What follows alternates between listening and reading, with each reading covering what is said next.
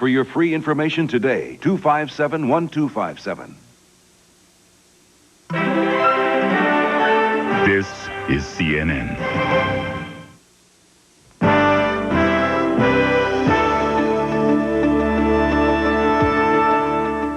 To our viewers from around the world, good evening from London. I'm Hilary Bowker. And good afternoon from Washington. I'm Frank Sesno.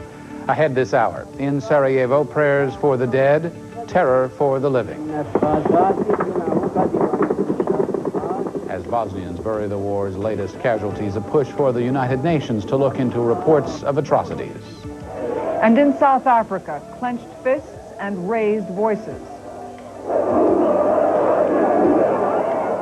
Tens of thousands of blacks march to the steps of white power. But we begin here in Washington, where the State Department is calling on the United Nations to convene an unusual meeting of the United Nations Human Rights Commission. CNN has learned Washington wants the commission to investigate the charges of torture and systematic murder in the detention camps in what was Yugoslavia. The State Department is expected to make an official announcement shortly, and we'll have details when that happens. The U.S. ambassador to the UN already has sent a letter to the UN's Undersecretary General for Human Rights. In it, he asks the Commission to take up the issue, saying, quote, "There have been reports of citizens being rounded up and summarily and arbitrarily executed." The International Committee of the Red Cross has been learning what it can about the camps in former Yugoslavia. Joining us by phone from Zagreb with the latest from the Red Cross there is CNN's Christian Amanpour. Christian, what can you tell us? Well, Hilary, as you say, they're trying to learn what is going on. It is a very difficult, if not impossible, task. They say that they are negotiating with Serb authorities to try to get into what have been described as death camps, concentration-style camps in northern Bosnia. So far, they have had no success, no luck in trying to get in. The Serbs themselves today launched a counteroffensive, a verbal counteroffensive, saying the reports of death camps are pure fabrication, and that's a quote. They also say that, in fact, it is the other side, the Muslims and the Croats, who are conducting their own death camp squads and killing Serbs. For the ICRC, the International Red Cross, trying to figure out where the truth lies is a very difficult business. I think there is a lot of propaganda and misuse of words in this conflict. You hear a lot about genocide or massacres or concentration camps, and I think very often it's misused. So far, what the International Red Cross has heard and has learned has been rumor, innuendo, and now a couple of so-called eyewitness accounts from these alleged death camps in northern Bosnia. What the International Red Cross has been able to do in the last month is visit 9 camps. They describe these as detention centers, not death camps, and they are run by all 3 sides, the Muslims, the Croats, and the Serbs. And they say that at these camps there are soldiers, but overwhelmingly they are populated by civilians, including women and some children. And the Red Cross officials say that many violations of the international conventions are going on. For instance, holding civilians, that is not allowed. Sanitary conditions, water, nutrition, medical facilities, none of these are adequate. So that is the situation at the moment, Hilary. Christian, I know that it's very difficult for you to get information, and it is limited information, but in your talks to the Red Cross, have they given you any indications of where they're going to go from here? Christian, can you hear me?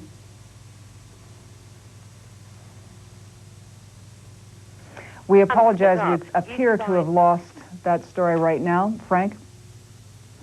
Thanks, Hilary. In and around Sarajevo proper today, some of the fiercest fighting in weeks was experienced, though under-equipped Bosnian government forces are taking on enemy Serbs. But there's no independent confirmation that the Bosnians have recaptured any territory yet. We'll get more on the fighting frenzy from CNN's Stefan Katsonis. The fighting in the hillsides between Bosnian and Serbian forces continued from Tuesday into early Wednesday. The Bosnians say they managed to hold their ground in the face of a heavy artillery assault on the slopes of Trebević Mountain to the south. But near the Dobrinja front, 2 of their precious few tanks were out of commission by dawn. As usual, a lot of artillery shells landed in the city itself, not just on the battlefield. When the sun came up, the city took toll of the beating it received overnight, formed lines for daily bread, and darted nervously past the sniper lanes. Soldiers were driven in from the front lines moaning over their wounds. But once again, the majority of the night's victims were the civilians in the city below. 90% civilians. And from this number, about 15% children. Sarajevans awoke to discover that 2 water facilities had been hit. 90% of the city is now without water. Officials say even the last 10% of the city's taps may run dry soon. Meanwhile, the United Nations peacekeepers emerged from their bunkers after another night in the crossfire and made preparations for tomorrow's barrages. The peacekeepers announced yesterday that they cannot risk their own lives in trying to get food aid to the city's civilians. Because of the increased fighting, they closed the airport and stopped food deliveries until Saturday. It's intolerable that pilots have to work this way under fire. Very often, the problem at the airport is there's fire going from one side to the other, Butmir on one side and Nelorici and Dobrynja on the other. The stuff's going backwards and forwards, and the airport's in the middle. Well, obviously, you can't operate like this. But the omens for peace are still not good. The Bosnians are convinced they have lost too much to stop fighting now, and the Serbians are intent on keeping what they've captured. The cruelty and anger has still not spent itself. Stefan Kotsonis, CNN, Sarajevo. We'll have more on the allegations of the camps, the Red Cross investigations into the camps in Yugoslavia at the half hour when we'll speak with someone from Geneva, the Red Cross in Geneva. Also, the latest in the trial of French health officials accused of allowing AIDS-contaminated blood to be used in transfusions.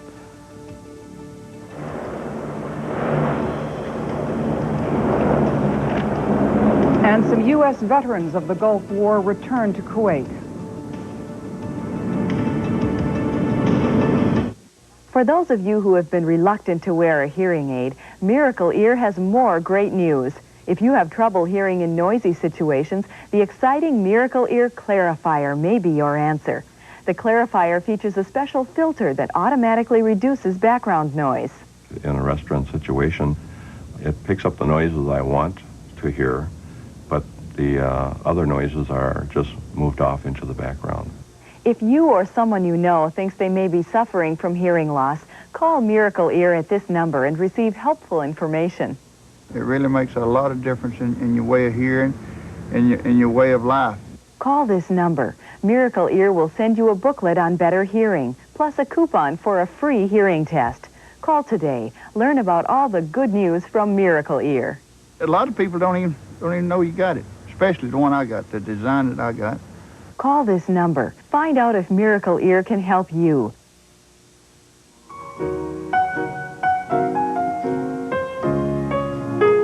Yes, give me a kiss to build a dream on. My imagination will drive upon that kiss. Sweetheart, I ask no more than this. Kiss to build a dream on. Your ship is in. Crown Cruise Line. New Yoplait fat-free. Fruit in the bottom. Active yogurt cultures.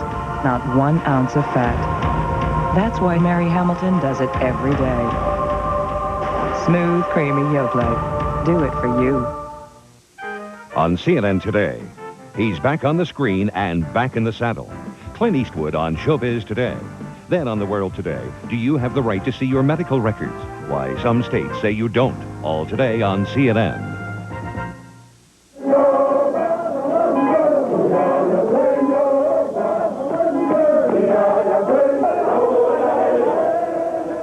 In South Africa, Nelson Mandela urges a tidal wave of action, his words, in the campaign to end white minority rule. The head of the African National Congress and some 100,000 supporters rallied today demanding democracy. They marched to government buildings in Pretoria. We get more now from Mike Hanna. Black mass action comes to the heart of white South Africa.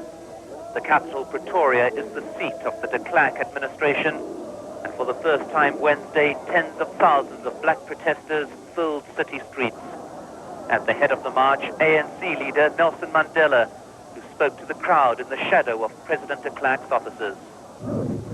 In other parts of the country as well, protests stretched from the townships to the cities. The marches are part of a nationwide protest campaign called by the African National Congress, intended to force the government into establishing a democratic constitution. The campaign was launched after the ANC broke off negotiations in the wake of the Boipatong massacre over 6 weeks ago. The official inquiry into the massacre began Wednesday, and in the spotlight, security forces, which the ANC claims were involved in the killings. Over the past few days, police have generally practiced restraint, but the arrest of some demonstrators in Durban today could be an increasing trend if the campaign continues. And continue it will if the government does not make some significant concession in the near future. Bolstered by the success of its mass action, the ANC will not be satisfied with anything other than a clear commitment to establish a democratic constitution.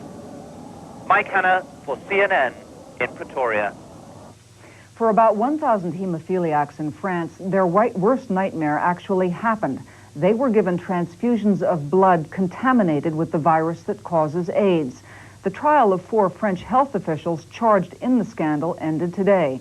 David Chater reports from Paris. It's the whole French medical establishment that's been on trial here for the last 6 weeks. Some say it should have been the whole political system as well. The charge is a simple one, but the implications couldn't be more far-reaching. It is that in 1985, doctors in charge of France's transfusion service allowed stocks of blood products contaminated with the AIDS virus to be used to treat hemophiliacs. 250 of them are now dead, and 1,000 more are HIV positive as a result. Tests to screen the blood and a heat treatment to kill the virus were both available at the time, but were deliberately not used. The then head of the transfusion service, Dr. Michel Garetta, is alleged to have ordered the continued use of the contaminated supplies to save money. His evidence and that of his 3 co-accused have been listened to with a mixture of stunned silence and shouted protests. Dr. Garetta, though, has accused the socialist prime minister at the time, Laurent Fabius, of slashing vital funds for AIDS research during that crucial period. And the minister in overall charge then of health matters, Georgina Dufoy, has told the court she felt deeply responsible but not guilty. Such subtle distinctions have been lost on the innocent victims of the scandal. Of all the problems we face in our lives, this one is like the sword of Damocles hanging over our heads. Dr. Michel Garetta faces 4 years in prison, his co-accused heavy fines. But the issue of ministerial responsibility, which many here see as the real issue, remains untried and untested. David Chater, ITN, at the Palace of Justice in Paris. Here in London, a new program is underway to provide medical help to the homeless. Doctors, dentists, opticians, and others are going to hostels and drop-in centers to treat the homeless. Malcolm Monroe reports on the pilot project. Larry McClone has lived in a makeshift tent in a public park for 5 years. His task for the day is finding the price of a meal. Healthcare is not a priority. People living rough may seek medical help when seriously ill, but they rarely bother with the basics, such as dental treatment or eye care. So if the homeless won't seek out help, help is seeking out the homeless. In a pilot scheme in Southwark, South London, doctors, dentists, opticians, even chiropodists are going out to hostels and drop-in centres to carry out some long overdue treatment. All the time breathing through your nose. In this case, Louis has been referred to be fitted with dentures he's needed for many years. He hasn't seen a dentist since he was a child. He's been taking teeth out and giving me expressions, and then I'm going to get a teeth nick whenever they come. What do you think about that? That's good. For once, it's the homeless getting priority treatment. The range of problems that the homeless have are the range of problems that ordinary people have, but far worse and more often. But critics argue this scheme does not solve the basic problem blighting Britain's homeless. Many people, homeless people, can't get access to a whole range of health facilities because the key entrance point is getting registered with a GP. And the health service reforms have made it possible for GPs to be very selective about who they take. It's hoped, though, the scheme helping people like Larry can be a model for other health authorities to follow. Malcolm Monroe, ITN, Central London. In the United States, 4 white Los Angeles police officers acquitted in the beating of Rodney King have been indicted by a federal grand jury. The indictment was unsealed today in Los Angeles by a federal magistrate. It accused Sergeant Stacy Kuhn and officers Lawrence Powell, Theodore Briseño, and Timothy Wind of violating Rodney King's civil rights when they repeatedly hit him with batons in March of 1991. Officers had stopped King for speeding. U.S. Attorney Lourdes Baird said the government always has an interest in civil rights cases. The federal interest certainly has always been there. As soon as the state indictment was returned, then all of us stepped back to permit the state to go forward. The verdicts did come back, and as we all know, they came back not guilty and then one hung jury. That did not vindicate the federal interest. So the federal interest still was there, as it was before the state acted, and continues to be there. In April, a jury acquitted the officers of most charges, but deadlocked over a count of excessive force against Powell. The decision triggered widespread rioting in and around Los Angeles. 60 people were killed, and an estimated $1 billion worth of property was destroyed. Heavy U.S. military equipment arrives in Kuwait. When we return, the latest on the U.S.-Kuwait war games. For some U.S. Marines, it's a case of deja vu.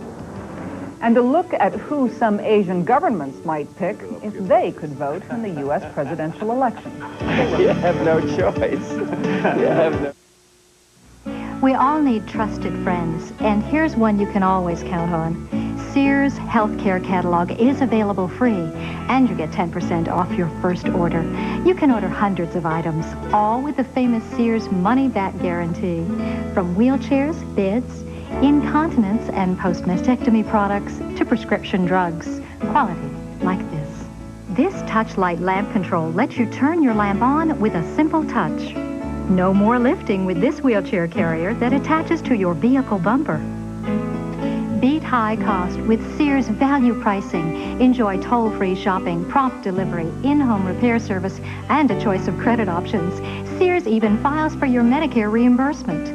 Good value, good care, plus 10% off your first order.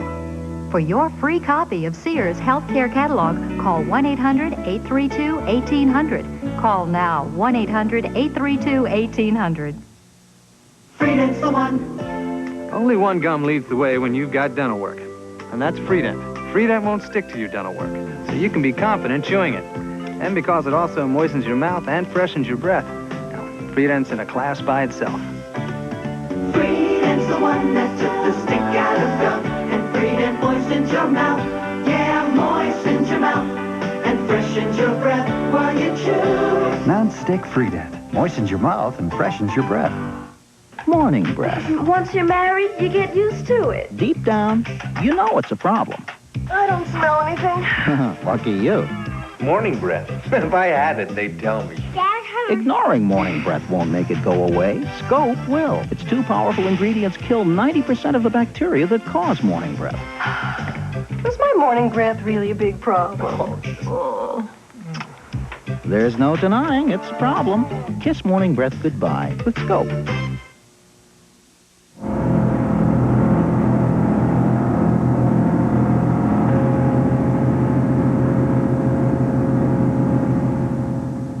Many Gulf War veterans are now back in the Kuwaiti desert they left more than a year ago. But this time they are not there to fight a war, but to take part in war games. CNN's Tom Montier reports.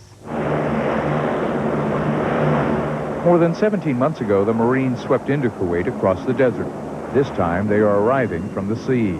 Each hour, heavy military equipment is offloaded from U.S. Navy hovercraft onto a pier in Kuwait City. When one load is completed, the air-cushioned vehicle rushes out to another waiting ship for yet another load. The Marines have brought everything from field artillery to bulldozers for Operation Eager Mace. Lieutenant Mark Waters was here during Operation Desert Storm. He spent 7 months in the hot desert leading up to the war. This time, he says, things are different. And, of course, the last time we were here, it was not so routine. There was a lot of stress, and as you understand, we don't look forward to that situation again if that should arise. Test 1 is test 2, radio check. The situation is not a new one for many of these young men. The last time they were sent to the Middle East, it was because Iraqi President Saddam Hussein failed to abide by United Nations resolutions ordering his troops out of Kuwait. His troops are gone, but the tension still remains. While many of these Marines were here once before, they say there are both similarities and differences. The similarity, the weather is still hot. The difference is emotional. Last time, we were a little scared. You know, I've never been to a war before, but now it's just a routine. We all know what happened the first time. Now we're just here for training, you know, so evidently we're going to have two different types of emotions. During the war, you were real hyped up and ready to go and antsy, and now it's just laid back.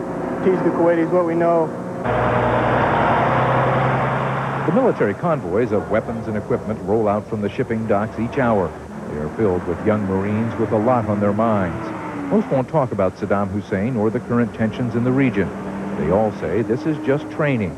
But the training is taking place in what was a battlefield less than 2 years ago. A fact most here are thinking about. Tom Mintier, CNN, Kuwait City.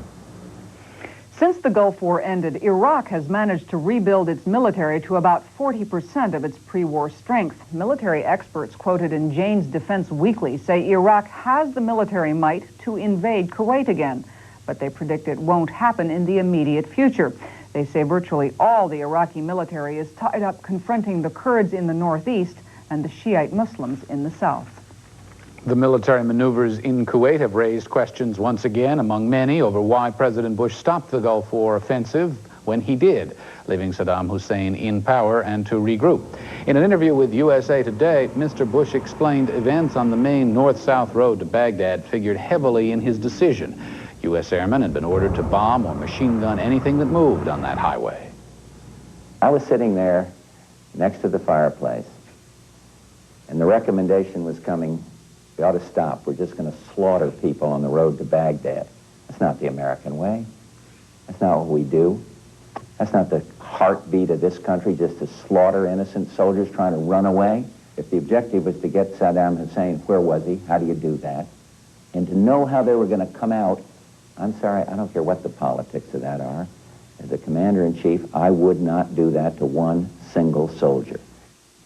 That stretch of road to which the president referred was called the Highway of Death. Mr. Bush says his top military agreed, among them General Norman Schwarzkopf, Defense Secretary Dick Cheney, and the chairman of the Joint Chiefs of Staff, Colin Powell. Japan and the rest of Asia are keeping close tabs on the U.S. presidential race, watching to see what kind of economic policies to expect from the next U.S. president, be it George Bush or Bill Clinton. And memories of an earlier era in U.S.-Japanese relations. Hiroshima remembers the bomb that changed the city forever.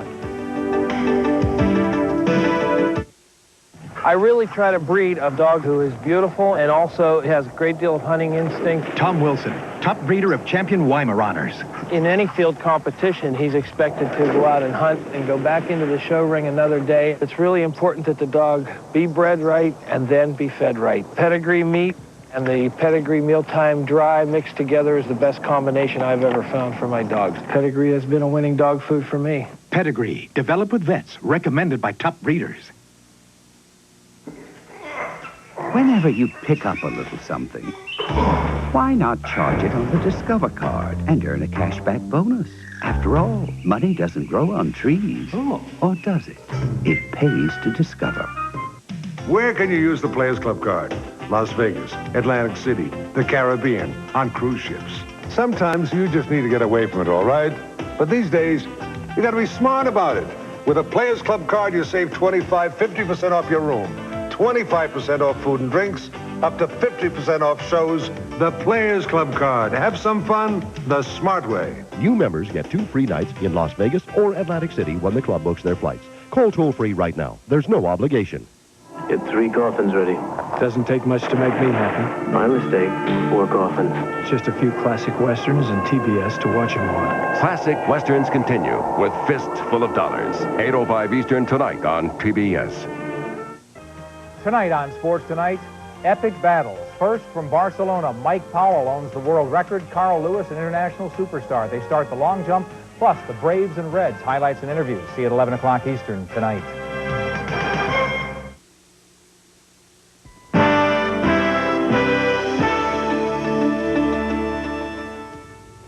So far in the U.S. presidential campaign, international affairs have taken a backseat to discussions of domestic issues.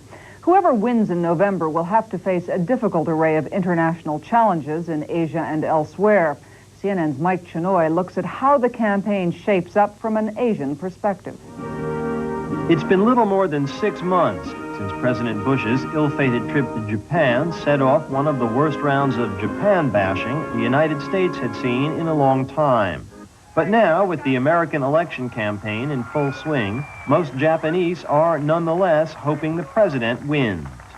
I think the Japanese government is well used to working with Mr. Bush, and Mr. Bush has very good understanding of the importance of Asia-Pacific region. Many Japanese are much less sure about Bill Clinton and worried that he will pander to the strong protectionist sentiment in the Democratic Party. Whoever becomes the president of the United States at this point in world history, he will have to cope with enormous domestic problems. So he can't be nice to America's economic partners or political allies all the time. Sorting out relations with a Japan that is itself uncertain about what kind of political, economic, and military role to play in the post-Cold War world is but one of a series of Asian challenges facing the winner of the election. Perhaps the most dangerous will be on the Korean Peninsula. Doubts about the nuclear program of North Korean strongman Kim Il-sung remain. Despite limited international inspection, there are still fears the regime in Pyongyang may be developing a nuclear bomb. With over 30,000 U.S. troops in South Korea, that leaves the peninsula as probably the most volatile international flashpoint in Asia. And then there's the hardline government in China. Despite sharp differences, President Bush, a former envoy to Beijing, has sought to keep the door open, arguing that's the best way to encourage the Chinese to reform. Clinton, however, has taken a different tack. An America that will not coddle tyrants from Baghdad to Beijing. If the Chinese leadership could vote, I'm pretty sure they would cast their ballots for the president. I think that they fear Bill Clinton. Clinton is campaigning with some support for the Democratic congressional position on China policy, and therefore they're afraid that he will move U.S.-China policy in radically different and anti-Peking directions. Such fears have existed before. When Ronald Reagan became president, he was a loyal friend of Taiwan, yet he managed to keep the U.S.-China relationship on track.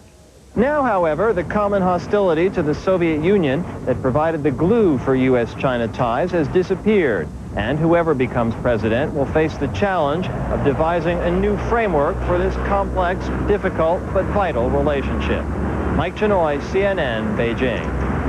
47 years ago, another president, President Harry Truman, made a fateful decision to alter the history of warfare and to end quickly and decisively World War II.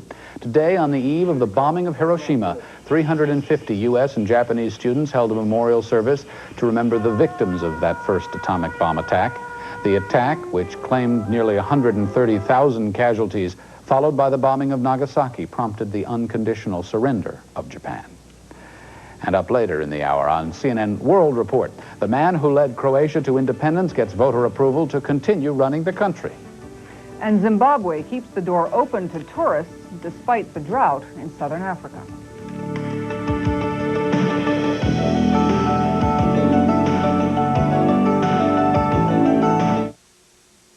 International Hour continues, followed by Early Prime after this local commercial break. Next on CNN. When important people have something to say, they say it on CNN. When today's newsmakers have a story to tell, they tell it on CNN. When world leaders have a point to make, they make it on CNN. Get in touch with the people shaping the news. Watch Evans and Novak. I don't think we'd end up in a civil war, I think. Newsmaker Saturday. It was a tough choice. I chose the Indiana National Guard. Newsmaker Sunday. Every weekend when important people have something to say, they say it on CNN. Everyone has a dream. I don't always get an investing idea between 9 and 5. So when it clicks, I do my homework. And I call Charles Schwab. I can call Schwab at any hour for quotes, news, earnings. And when I buy or sell, I get commission savings too. For free information about Schwab services, call toll-free 800 257-1257. This is CNN.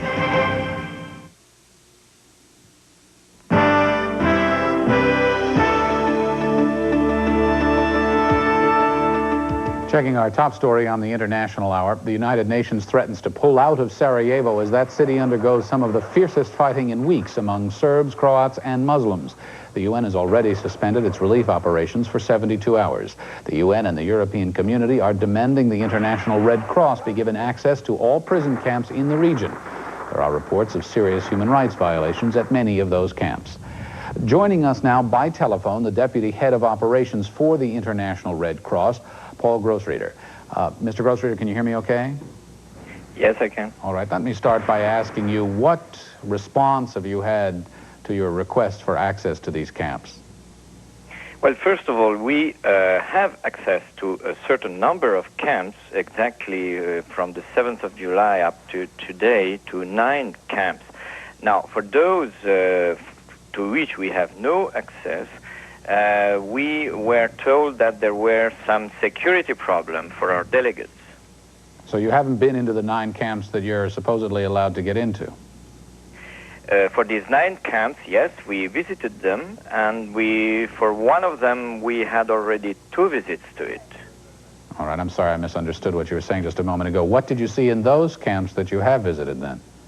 Yes, we have visited 9 camps in Bosnia, out of which, for one of them, we visited it 2 times. Right. What did you see there? Well, this, the International Committee of the Red Cross has a certain aim when visiting camps. That is, we are especially aiming at having access to the people. In order to have access to them, except when we see things absolutely incredible, we don't go public.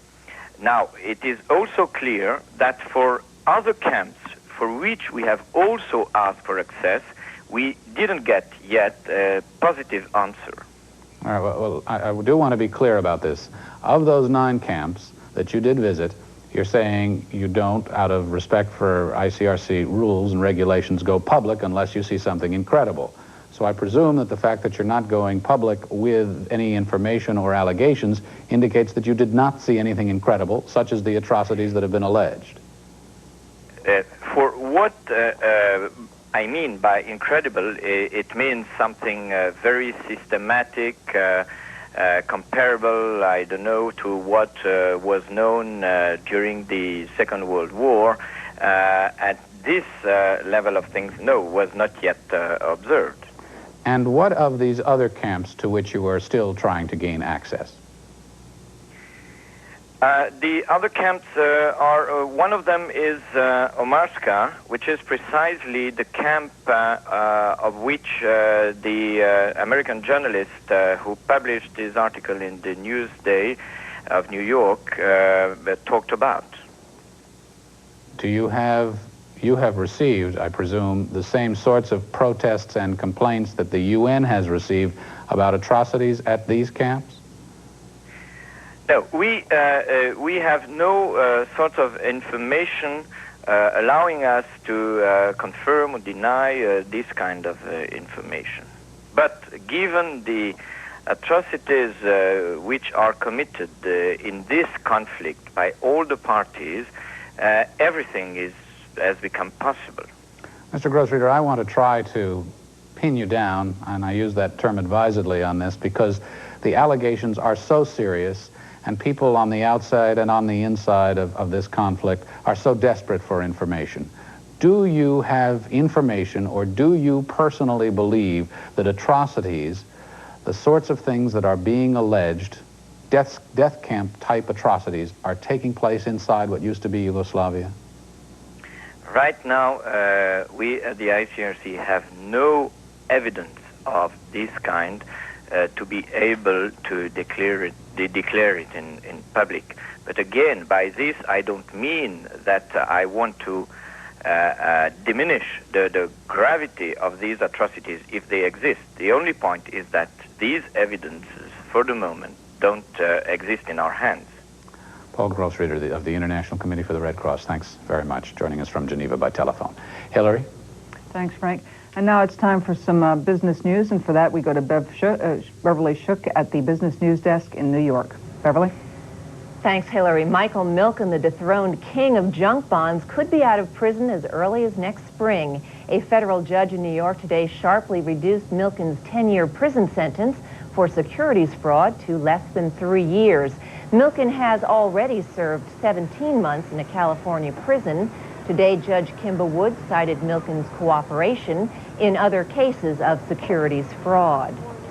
And today on Wall Street, stocks are losing ground for the second day in a row. A heavy loss in IBM stock pressuring the blue chips. With less than 30 minutes left to go in trading, the Dow Industrial is now down 21 points at 33.63. Big board volume is active, 160 million shares traded so far. Checking the other major indices, they are all lower as well. And among the biggest movers on Wall Street, Egghead plunging 6 5/8 points today. That is more than a third of its value.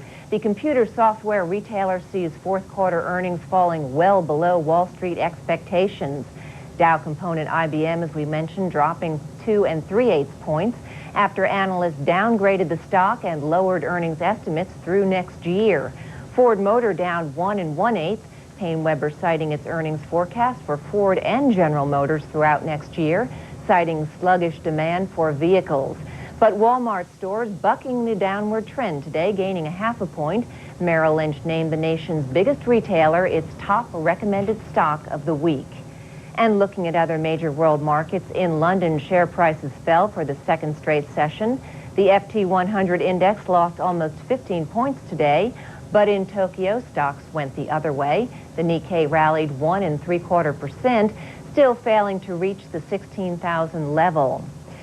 The U.S. economic recovery is slow and uneven. That's the latest assessment from the Federal Reserve.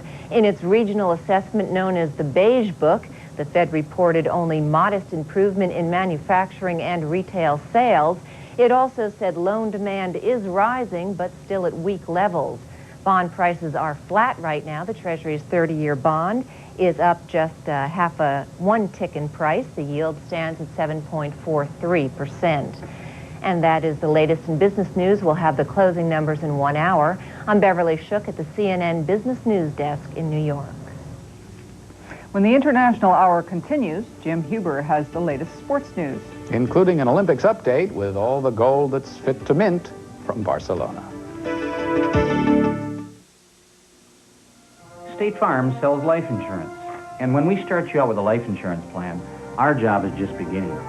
You see, we're there after you buy the policy, keeping in touch as your life changes, listening, explaining, answering your questions, helping you keep your life insurance plan up to date as your needs change. State Farm agents are there to start you right, and we're there to keep things right for the people you love. State Farm sells life insurance. The New Yorker. It's been called the best magazine in the world, probably the best magazine that ever was. See if you agree. Call this number and get 52 weekly issues of the New Yorker for just $25.95.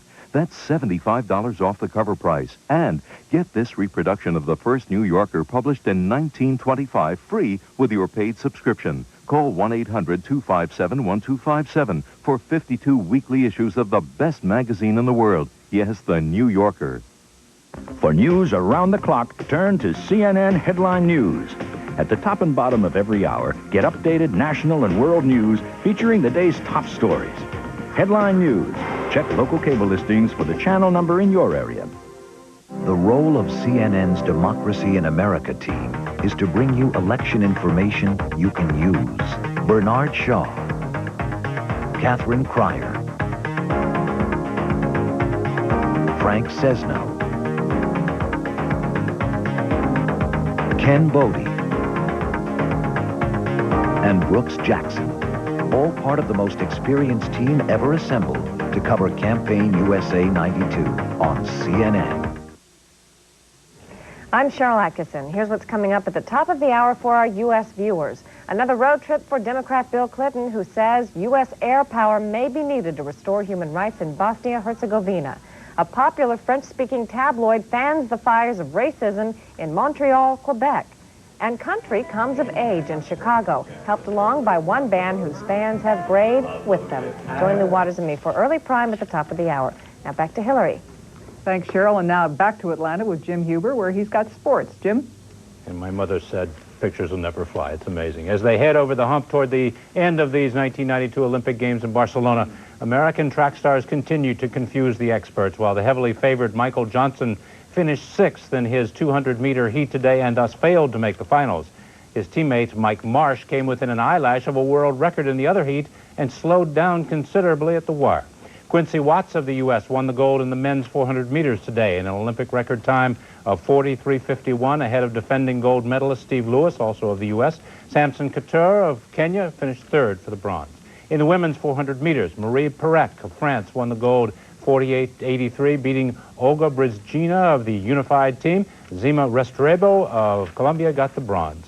In the long jump qualifying, Carl Lewis came back to these games in style with a jump of 28.5 3/4 inches, nearly 2 feet longer than rival Mike Powell, the current world record holder. Both make Friday's finals. And Steffi Graf and Jennifer Capriati advanced to the women's singles tennis final today. Capriati, ignoring the presence of Spain's King Juan Carlos, defeating Barcelona's own Arantxa Sanchez Vicario. Graf, meantime, defeated the United States star Mary Jo Fernandez in straight sets to remain in line for her 2nd straight gold medal.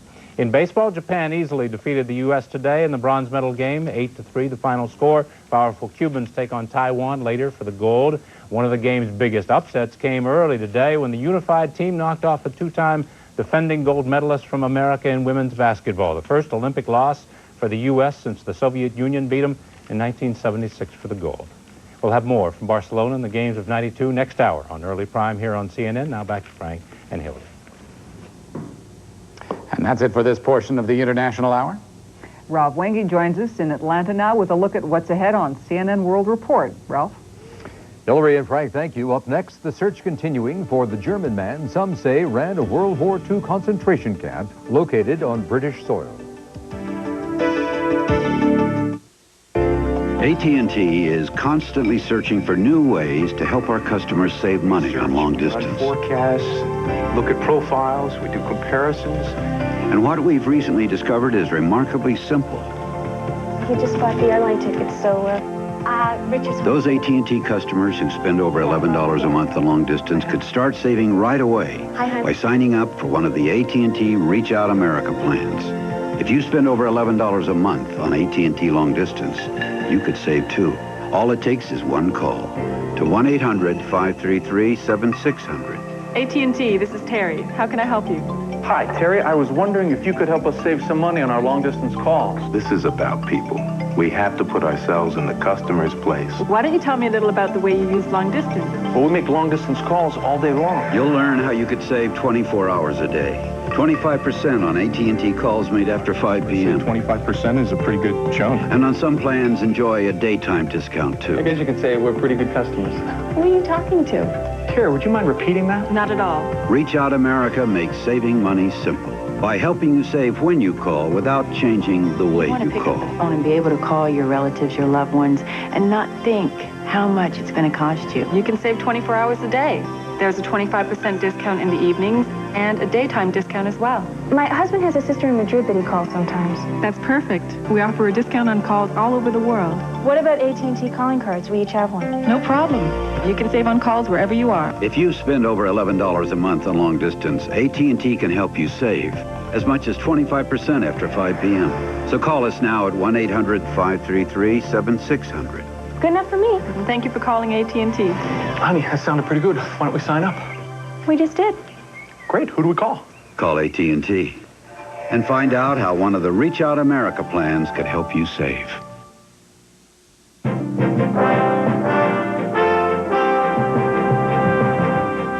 And welcome to CNN World Report, where we bring you the news as reported by the world's broadcasters from their perspective. I'm Ralph Wenge. As we told you earlier in the hour, charges and countercharges of atrocities against civilians held in camps in Bosnia-Herzegovina have sparked worldwide condemnation. For many Europeans, it's a terrible reminder of the horrors of the Nazi regime. Meanwhile, in Great Britain, controversy over a German concentration camp located on British soil during World War II. Now, this follows revelations about one of the senior Nazi officers who ran that camp. We get more now from the BBC. Nearly 50 years on, this is what's left of Zilt Camp, the only fully fledged German concentration camp to be built on British soil. For 16 months from early 1943, it was run by the SS. For hundreds of forced labourers, many from Eastern Europe, these were quite simply the gates to hell.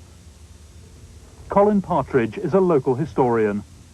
This camp was run on exactly the same procedures as a full-blown concentration camp in Germany. And there is every indication from eyewitness reports and post-war interrogation that these prisoners were treated brutally, to be worked to death if necessary. And now this man has been named as Kurt Klebeck, the deputy commandant of the camp.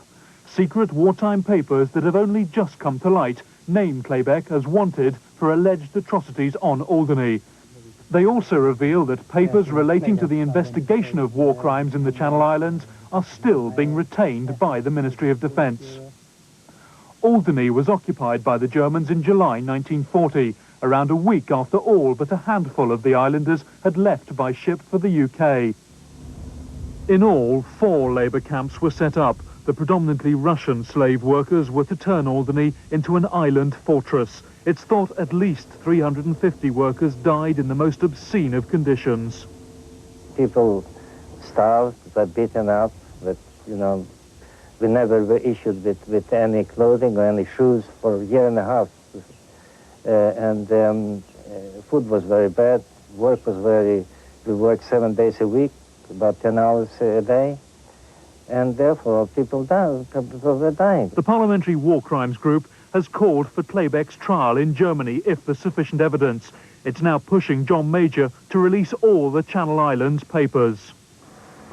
The man named as Klebeck lives in quiet retirement here in Hamburg, but it's thought unlikely he'll face trial as, despite the claims, British war crimes legislation isn't thought to cover his position abroad. He has denied being an SS officer, but our attempts to discuss what happened on Alderney 50 years ago failed. It is also incumbent upon us, in the memory of those who died here, to pursue justice where necessary. That island where the Nazi camp was located is one of the smallest of the Channel Islands off the coast of France. The man who led Croatia to independence from Yugoslavia has been re-elected president. Franjo Tuđman will continue to run the country as Croatia tries to establish itself following its bitter war for autonomy. HTV Croatia provides this report on what's ahead. Franjo Tuđman, a 70-years-old politician with PhD degree in history, tired after a short but exhausting election campaign, has all reasons to smile and celebrate. He won the re-election. Convincing victory in the first round, almost 57% of the voters voted for him. At the same time, his party, the Croatian Democratic Union, achieved another crushing victory, even bigger than the one it had in 1990. They will have a 2/3 majority in the new parliament. The decision-making will be the same as in the last 2 years. Nothing new in Croatia. Her citizens cast ballots for continuity, no personal changes. It was a vote for those who are not necessarily to their liking, but who are a sort of guarantee that those they find dangerous to personal and state interests will not come to power. Franjo Tuđman will hold office for next 5 years. From the very beginning, when he and a group of supporters have founded the Croatian Democratic Union, as has been concluded innumerable times, he was trying to make true the centuries-old dream, the independent sovereign state. It was a promise on the first multi-party election 2 years ago when a communist system has been dethroned as one-party reign. Now, as their main achievement, the ranks of the ruling party point out sovereignty, independency, and international recognition, and finally, membership in the United Nations. It is a lot, but still there are many problems to be solved. Above all, war has to be stopped on the whole territory, and the hundreds of thousands of displaced persons and refugees must return to their homes. Economy must be revitalized. It means more production and less inflation. And where is the opposition in Croatia? They fought very tough in the campaign, but where are the results? What went wrong? The catastrophic defeat of the opposition is the consequence of the situation within their own ranks and the result of the self-confidence of some leaders and their parties that they can alone overthrow the ruling party. During the elections, the voters voted for peace, and they, as someone mentioned, hope to be lucky. Midsummer dreams are full of surprises, but the reality could be even more surprising. For CNN, Mirjana Rakic, HTV, Zagreb, Croatia. And when CNN World Report continues, the Jordanian government hopes its new currency will dupe the counterfeiters.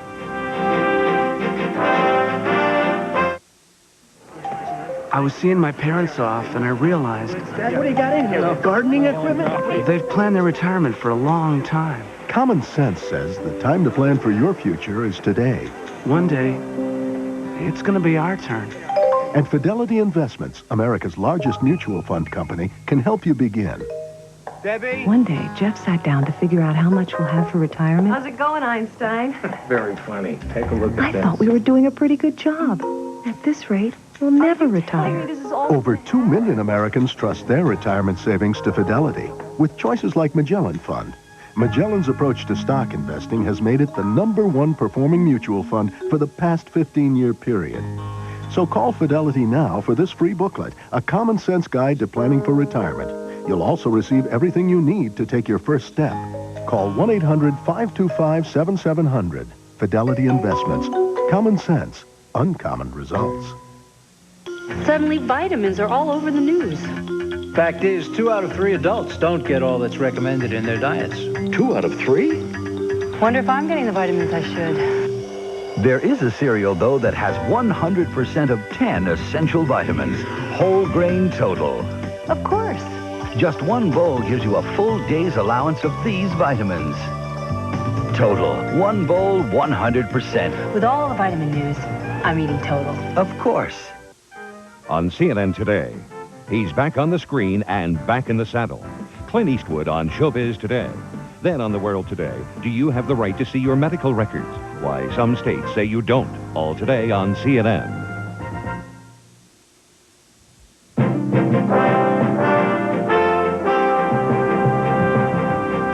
Jordan is counting on a new currency to keep a step ahead of the counterfeiters. Panic swept the local currency market last year when the authorities discovered a huge stash of forged 20-dinar bills. As Jordan Television reports in our Money and Market segment, the country's central bank is hoping that the new notes are sophisticated enough to foil high-tech forgers. Those were the first Jordanian banknotes issued by the Jordan Currency Board in 1950, until 1964 when the central bank was established and issued new banknotes. Then in 1974, the bank brought out a different series of currency designs, which the Jordanian economy is currently using. Once again, the bank changed the bill designs and introduced a new one this week. The notes we deal with right now, the existing issue, has been produced 20 years ago, and since then new technologies has evolved in the currency printing, and therefore we decided to print these new banknotes which incorporate higher security features. High security feature of the new banknotes to prevent any circulation of forged currency in the local market. The 20 dinar has been counterfeited in the last few years. The regulation returned the current denominations and colors, but changed the picture, size, and embellishments on the half, 1, 5, 10, and 20 dinar notes. But only 3 denominations of the new notes are now in circulation. We have decided to print all 5 denominations, but as any other product, you have a production schedule. And our priority was with the dinar, the half dinar, and the 20 dinars, because our stock is low on these denominations. The other 2 denominations, the 5 and 10, are under production right now and will be in circulation in few months. And as of the 1st of August 1992, the central bank began circulating new banknotes, and the new bills have the same value as the old ones. They are much better because they are small and easy to carry. You know that the old one circulated since 15 years old, and I think it's a very good time to change it. I have not seen them. Soon everyone will, because the central bank printed 1 billion dinars, around $1.5 billion. We have printed as much money as we have in circulation right now, which is a bit above $1 billion dinars. If you have ever dealt with the Jordanian currency, don't be surprised this time if you see a different one. It's the new currency, and it's as valid as the old one. For CNN World Report, this is Mashar, Jordan Television. In southern Africa, the drought is threatening Zimbabwe with a critical energy shortage. The country's energy minister warns that unless Zimbabwe cuts its energy consumption, the nation could run out of power next month. But Zimbabwe is out to make sure the drought doesn't dry up one of the country's major industries, tourism. We get a report now from Zimbabwe Broadcasting Corporation. Kariba is one of Zimbabwe's popular holiday resorts, a paradise for those in search of water sports, that feeling for the wild and the like. But the drought and, more importantly, the negative publicity that some people are now brewing over it threaten the very efforts of those who work in tourism here. Ever since Zimbabwe realized that this year's drought would be the worst in living memory, some of the enemies seized upon that and began a campaign to portray the country as being at a standstill. It's a campaign that seeks to discredit the country's tourist industry, which, by the way, is the third biggest foreign currency earner. In interviews with the ZBC, some hotel managers confirmed that some people are cancelling their bookings for fear of coming to a country without food and drink. A more ludicrous example is that of a tourist who phoned to ask whether he should bring his own food and water into the country. Such comments would be laughable were it not for the seriousness with which they are made. Yes, we do understand there is a drought in the country, but not to such an extent, which I'm hearing from most of the people from abroad, that people here are dying from hunger in the streets and all that. There's nothing like that here in Zimbabwe. Of course, yes, there are some parts of the country we didn't even have any harvest at all, but they have got the food, the staple food, to keep them going. The Hotel and Restaurant Association of Zimbabwe Harras is one association that feels strongly about the situation and has set up a task force to counter the negative publicity. Another body that feels challenged by the whole scenario is Kariba's Publicity Association. I don't think the drought has affected tourism at this stage in Kariba at all. We have heard lots of stories that because of the drought people are dying and there's no water. Well, there's plenty of water in Kariba. While steps are being taken to clear the false stories about the country, the general message from Kariba is keep coming into Zimbabwe. Zimbabwe may be down with the drought, but she's not out and certainly not at a standstill. There is general caution in the air, but again, that's a normal reaction in a situation where drought threatens people's aspirations.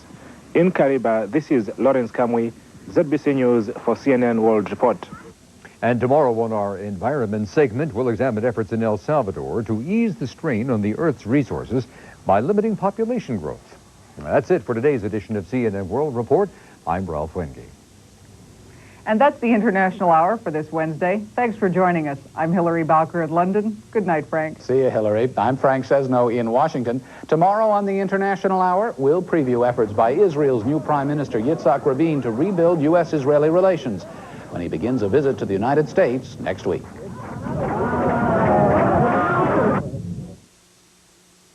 Coming up, Early Prime, followed by Inside Politics 92, after a word from your local cable systems here on CNN. Hi, I'm Jerry Griffin from ABC CMUS. You know, people have begun to think of us as the sighting experts, but now we can do even more for your home. In fact, you might even think we're out to become your home improvement specialist. Once you see this, I think you'll see why. Take a look. Introducing the Better Living Patio Room.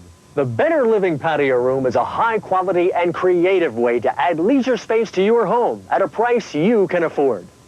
When you build a Better Living Patio Room, your porch or deck becomes a perfect playroom for the kids and an ideal place to entertain without the worry of rain, wind, or insects.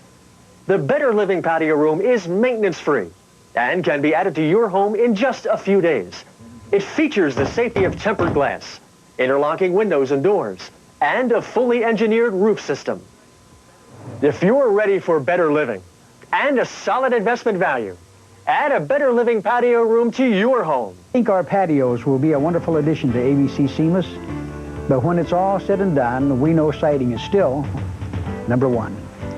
When the going gets tough, some siding just can't cut it, and seams make for a flimsy and unattractive surface. Our factory arrives at your doorstep to custom measure and cut everything to measure up to your home. What you get is quality siding that can increase the value of your home. ABC Seamless Siding is backed by a lifetime warranty. And our tradition of customer satisfaction. Take a moment to call and set up an appointment for a free estimate. Find out what quality ABC Seamless Siding can do and add value and beauty to your home. Call now and save $700 on your seamless siding or patio room additions. Add beauty and comfort to your home with no money down and payments as low as $50 a month. Operators are on duty, so call ABC Seamless now for your free consultation. ABC, Seamless Siding, and now patio rooms too.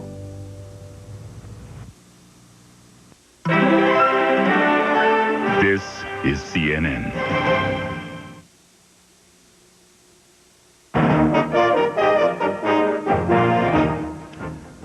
The Los Angeles police officers originally charged in the Rodney King beating are indicted again, this time on federal charges. An unscheduled spacewalk could be in the works for the Atlantis astronauts. And the Sundowners.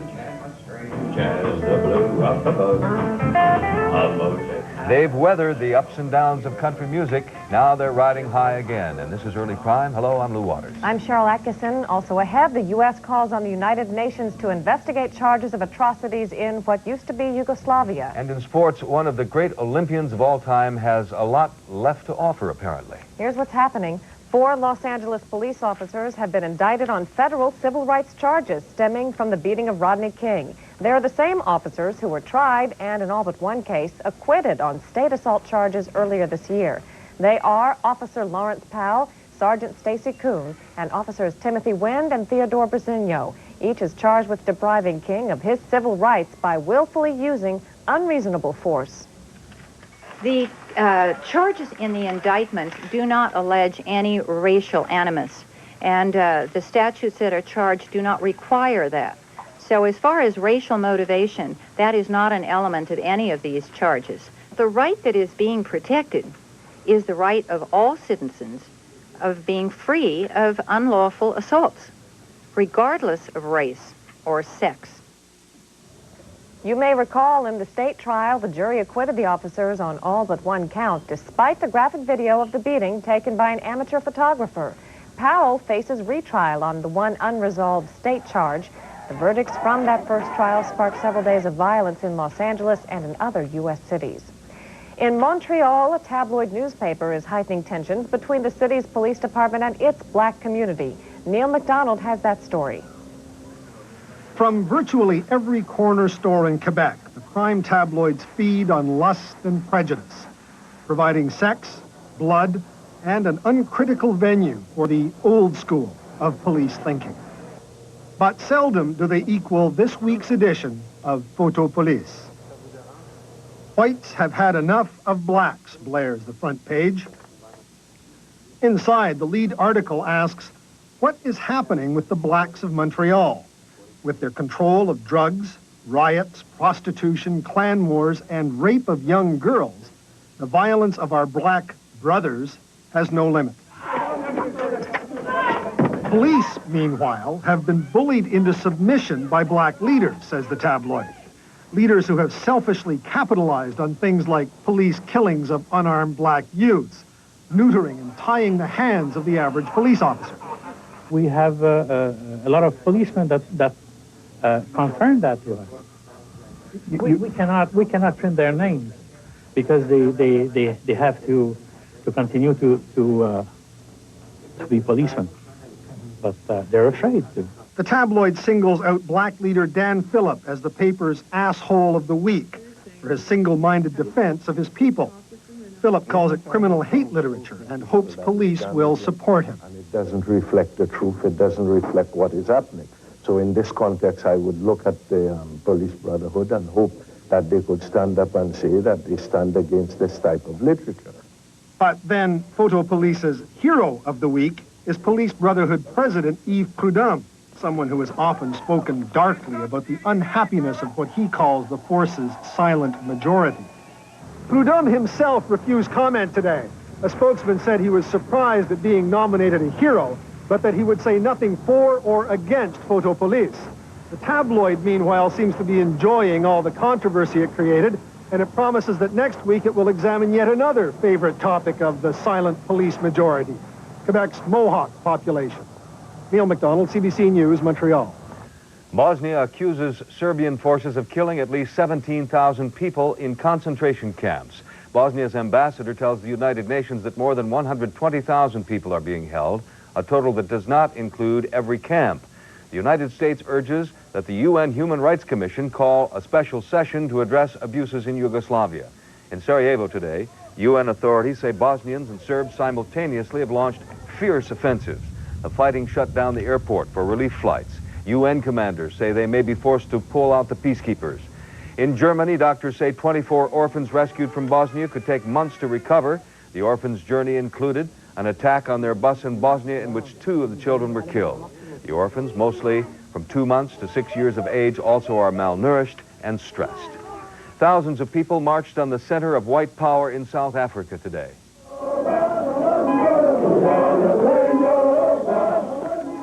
In Pretoria, ANC leader Nelson Mandela led 100,000 demonstrators to government headquarters. They demanded that a multiracial temporary government replace the administration of the president, F.W. de Klerk. Mandela claimed victory in this week's 2-day strike. He said the ANC remains committed to a negotiated settlement, but he said the government must take steps to stop violence among blacks.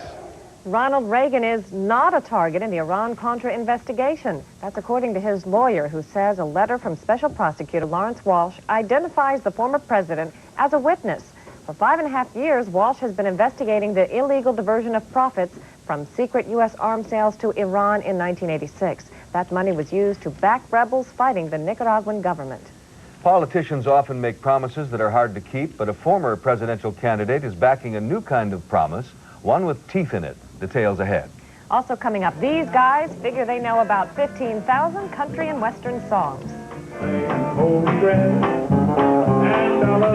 A little later on Early Prime, we'll hear from the group that's been together more than 3 decades. Stick around.